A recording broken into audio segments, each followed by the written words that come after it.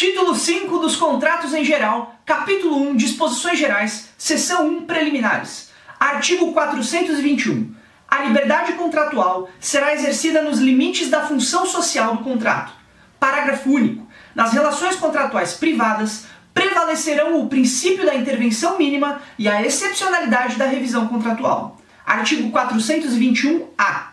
Os contratos civis empresariais presumem-se paritários e simétricos até a presença de elementos concretos que justifiquem o afastamento dessa presunção, ressalvados os regimes jurídicos previstos em leis especiais, garantindo também que, inciso 1, as partes negociantes poderão estabelecer parâmetros objetivos para a interpretação das cláusulas negociais e de seus pressupostos de revisão ou de resolução. Inciso 2. A alocação de riscos, definida pelas partes, deve ser respeitada e observada. E, inciso 3. A revisão contratual somente ocorrerá de maneira excepcional e limitada. Artigo 422. Os contratantes são obrigados a guardar, assim na conclusão do contrato, como em sua execução, os princípios de probidade e boa-fé. Artigo 423. Quando houver no contrato de adesão cláusulas ambíguas ou contraditórias, dever-se-á adotar a interpretação mais favorável ao aderente. Artigo 424. Nos contratos de adesão, são nulas as cláusulas que estipulem a renúncia antecipada do aderente a direito resultante da natureza do negócio. Artigo 425. É lícito às partes estipular contratos atípicos, observadas as normas gerais fixadas neste Código. Artigo 426. Não pode ser objeto de contrato a herança de pessoa viva. Seção 2. Da formação dos contratos. Artigo 427. A proposta de contrato obriga o proponente, se o contrário não resultar dos termos dela, da natureza do negócio ou das circunstâncias do caso. Artigo 428. Deixa de ser obrigatória a proposta, inciso 1, se, feita sem prazo à pessoa presente, não for imediatamente aceita. Considera-se também presente a pessoa que contrata por telefone ou por meio de comunicação semelhante. Inciso 2. Se, feita sem prazo à pessoa ausente, tiver decorrido tempo suficiente para chegar a resposta ao conhecimento do proponente. Inciso 3. Se, feita a pessoa ausente, não tiver sido expedida a resposta dentro do prazo dado. Inciso 4. Se, antes dela ou simultaneamente, chegar ao conhecimento da outra parte a retratação do proponente. Artigo 429. A oferta ao público equivale à proposta quando encerra os requisitos essenciais ao contrato, salvo se o contrário resultar das circunstâncias ou dos usos. Parágrafo único. Pode revogar-se a oferta pela mesma via de sua divulgação, desde que ressalvada essa faculdade na oferta realizada. Artigo 430. Se a aceitação, por circunstância imprevista, chegar tarde ao conhecimento do proponente, este comunicá-lo-á imediatamente ao aceitante, sob pena de responder por perdas e danos. Artigo 431. A aceitação fora do prazo, com adições, restrições ou modificações, importará nova proposta. Artigo 432. Se o negócio for daqueles em que não seja costume a aceitação expressa, ou o proponente a tiver dispensado, reputar-se-á concluído o contrato, não chegando a tempo à recusa. Artigo 433. Considera-se inexistente a aceitação se antes dela ou com ela chegar ao proponente a retratação do aceitante. Artigo 434. Os contratos entre ausentes tornam-se perfeitos desde que a aceitação é expedida, exceto, inciso 1, no caso do artigo antecedente, inciso 2, se o proponente se houver comprometido a esperar a resposta, inciso 3, se ela não chegar no prazo convencionado. Artigo 435. Reputar-se-á celebrado o contrato no lugar em que foi proposto. Seção 3. Da estipulação em favor de terceiro. Artigo 436. O que estipula em favor de terceiro pode exigir o cumprimento da obrigação. Parágrafo único. Ao terceiro, em favor de quem se estipulou a obrigação, também é permitido exigi-la, ficando, todavia, sujeito às condições e normas do contrato, se a ele anuir e o estipulante não inovar nos termos do artigo 438. Artigo 437. Se ao terceiro, em favor de quem se fez o contrato, se deixar o direito de reclamar-lhe a execução, não poderá o estipulante exonerar o devedor. Artigo 438. O estipulante pode reservar-se o direito de substituir o terceiro designado no contrato, independentemente da sua anuência e da do outro contratante. Parágrafo único. A substituição pode ser feita por ato entre vivos ou por disposição de última vontade. Seção 4. Da promessa de fato de terceiro. Artigo 439. Aquele que tiver prometido fato de terceiro responderá por perdas e danos quando este não o executar. Parágrafo único. Tal responsabilidade não existirá se o terceiro for o cônjuge do promitente, dependendo da sua anuência o ato a ser praticado, e desde que, pelo regime do casamento, a indenização de algum modo venha a recair sobre os seus bens. Artigo 440. Nenhuma obrigação haverá para quem se comprometer por outrem, se este, depois de se ter obrigado, faltar à prestação. Seção 5. Dos vícios redibitórios. Artigo 441. A coisa recebida em virtude de contrato comutativo pode ser enjeitada por vícios ou defeitos ocultos, que a tornem imprópria ao uso a que é destinada ou lhe diminuam o valor.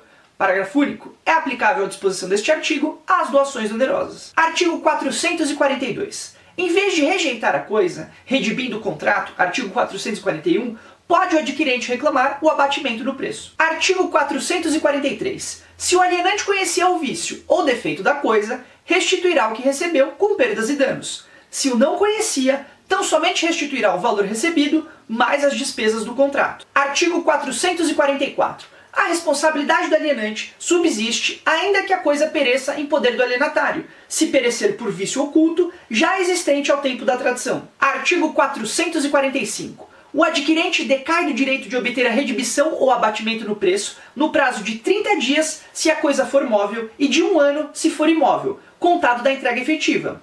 Se já estava na posse, o prazo conta-se da alienação reduzido à metade. Parágrafo 1º. Quando o vício, por sua natureza, só puder ser conhecido mais tarde, o prazo contar-se-á do momento em que dele tiver ciência até o prazo máximo de 180 dias, em se tratando de bens móveis, e de 1 ano para os imóveis. Parágrafo 2º. Tratando-se de venda de animais, os prazos de garantia por vícios ocultos serão os estabelecidos em lei especial, ou, na falta desta, pelos usos locais, aplicando-se o disposto no parágrafo antecedente, se não houver regras disciplinando a matéria. Artigo 446. Não correrão os prazos do artigo antecedente na constância de cláusula de garantia, mas o adquirente deve denunciar o defeito ao alienante nos 30 dias seguintes ao seu descobrimento, sob pena de decadência. Seção 6. Da evicção. Artigo 447. Nos contratos onerosos, o alienante responde pela evicção. Subsiste essa garantia ainda que a aquisição se tenha realizado em asta pública. Artigo 448. Podem as partes, por cláusula expressa, reforçar, diminuir ou excluir a responsabilidade pela evicção. Artigo 449. Não obstante a cláusula que exclui a garantia contra a evicção, se esta se der, tem direito o evicto a receber o preço que pagou pela coisa evicta, se não souber do risco da evicção, ou se dele informado, não o assumiu. Artigo 450. Salvo estipulação em contrário, tem direito o evicto, além da restituição integral do preço ou das quantias que pagou, inciso 1, a indenização dos frutos que tiver sido obrigado a restituir, inciso 2, a indenização pelas despesas dos contratos e pelos prejuízos que diretamente resultarem da evicção, inciso 3, as custas judiciais e aos honorários do advogado por ele constituído. Parágrafo único. O preço, seja a evicção total ou parcial, será o do valor da coisa, na época em que se venceu e proporcional ao desfalque sofrido, no caso de evicção parcial. Artigo 451.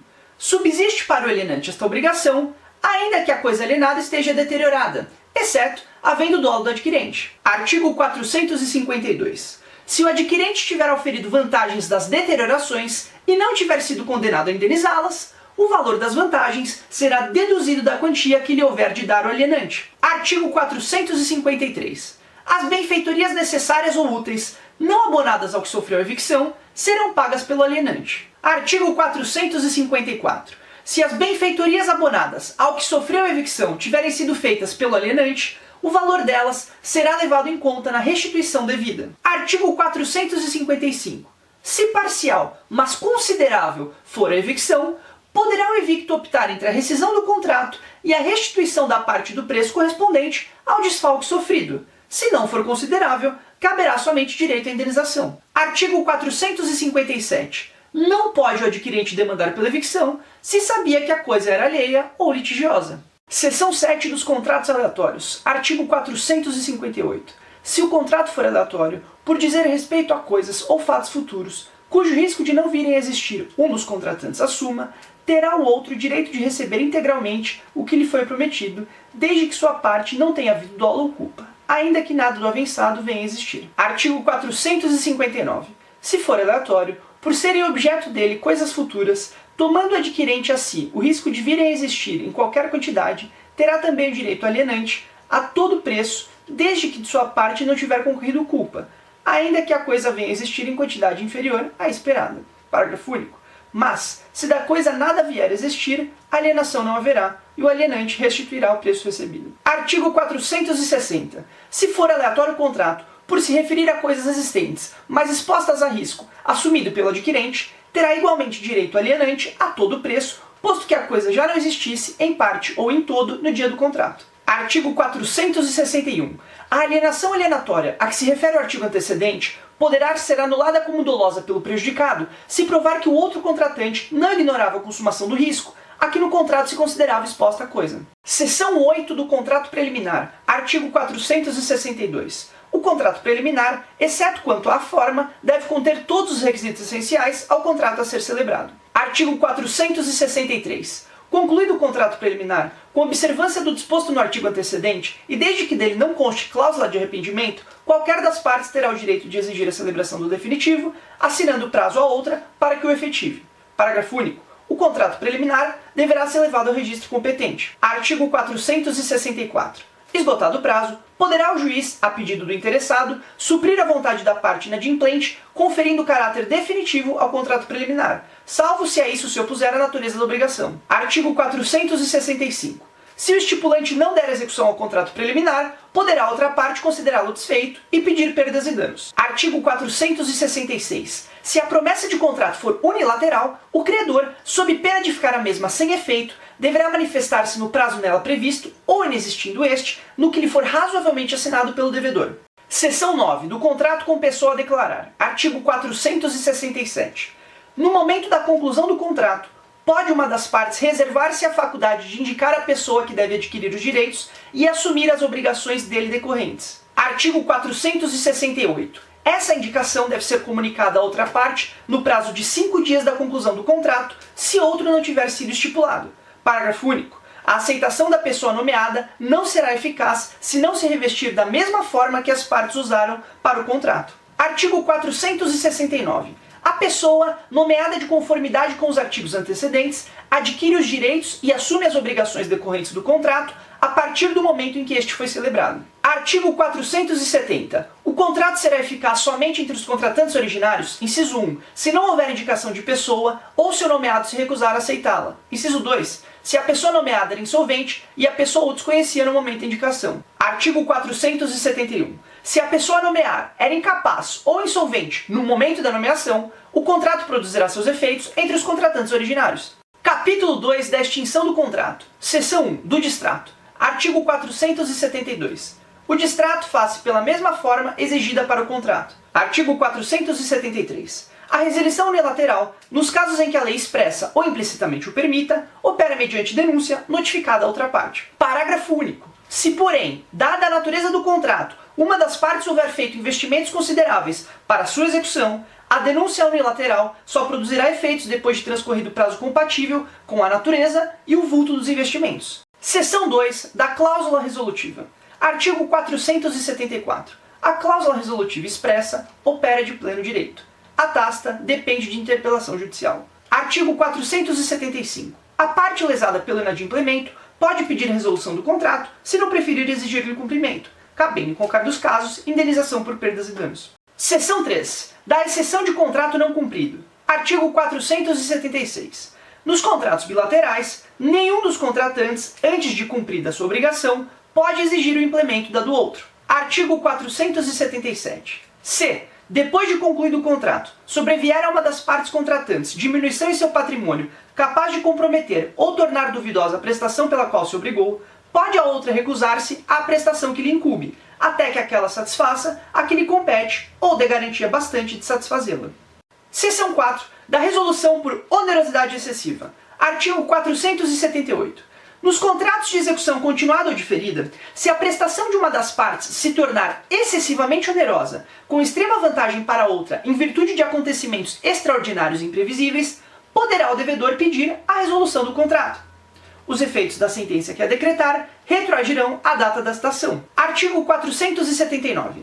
A resolução poderá ser evitada, oferecendo-se o réu a modificar equitativamente as condições do contrato. Artigo 480. Se no contrato as obrigações couberem a apenas uma das partes, poderá ela pleitear que a sua prestação seja reduzida ou alterado o modo de executá-la, a fim de evitar a onerosidade excessiva.